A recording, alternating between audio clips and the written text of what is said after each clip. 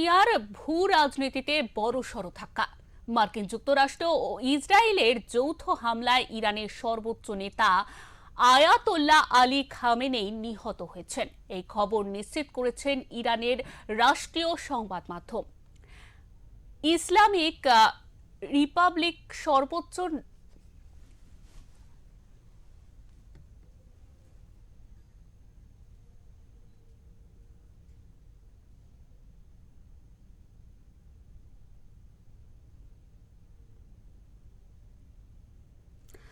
মার্কিন যুক্তরাষ্ট্র ও ইসরায়েলের যৌথ হামলায় ইরানের সর্বোচ্চ নেতা আয়াতোল্লাহ আলী খামেনেই নিহত হয়েছেন। এই খবর নিশ্চিত করেছেন ইরানের রাষ্ট্রীয় সংবাদ মাধ্যম।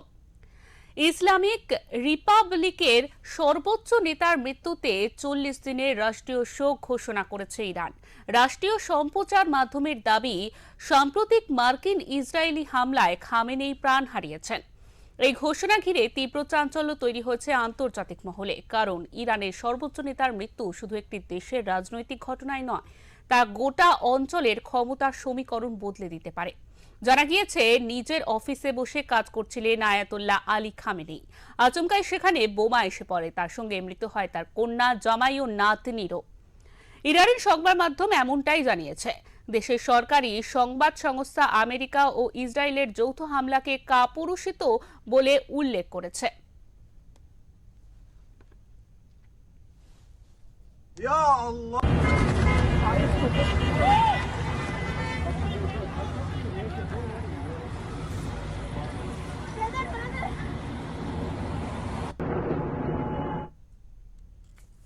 আমাদের সঙ্গে ইতিমধ্যে টেলিফোন লাইনে রয়েছেন আমাদের নিউজ কোঅর্ডিনেটর তাপস মহাপাত্র।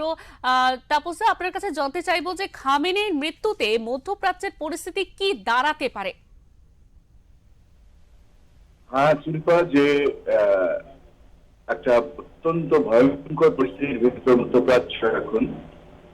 কারণ 36 বছর ধরে যে দুর্দণ্ড প্রতাপ খামেনি রাজত্ব করেছিলেন এবং যে স্থিতাবস্থা একটা বজায় ছিল, সেখানে একটা নড়বড়ে পরিস্থিতি তৈরি হল। বিষয়টা নিয়ে দীর্ঘদিনের একটি আন্তর্জাতিক রাজনীতিতে একটা দ্বন্দ্ব আমরা দেখে এসেছি। এর আগেও ইসরায়েল হামলা চালিয়েছিল, দীর্ঘদিন একটা হামলা চালিয়েছিল ইরানের উপর, যাকে সহায়তা করেছিল আমেরিকা।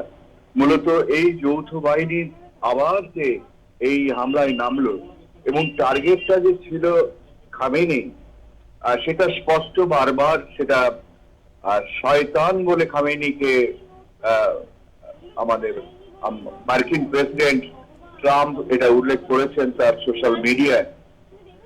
শনিবারে এমন একটি হামলা যার একেবারেই লক্ষ্য ছিল হচ্ছে খামেনিকে মেরে ফেলার, কারণ আক্রমণের প্রকৃতি সেটাই বলে।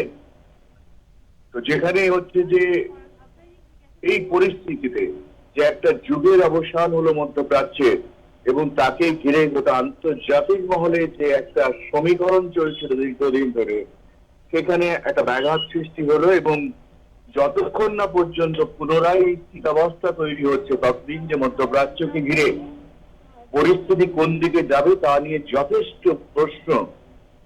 কারণ এখানে যে অন্যান্য দেশের সমীকরণটা কি দাঁড়াবে, তার উপর যে তৃতীয় বিশ্বযুদ্ধের ইঙ্গিত নিচ্ছে কিনা, সেটা এখন খুবই বিচার্য।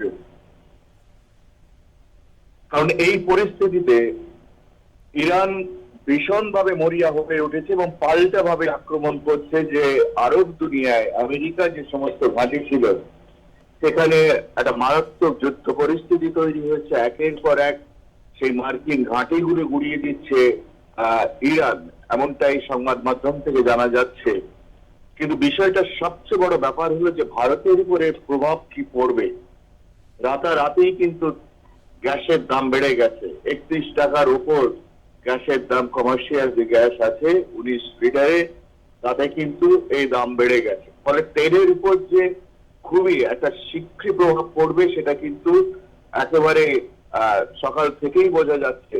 এবং এই নিয়ে ভারতের অর্থনীতি এবং ভারতের চিন্তা ভাবনা কোন দিকে যাবে, সেটা এখন দু দেশের সম্পর্কের উপর নির্ভর করছে।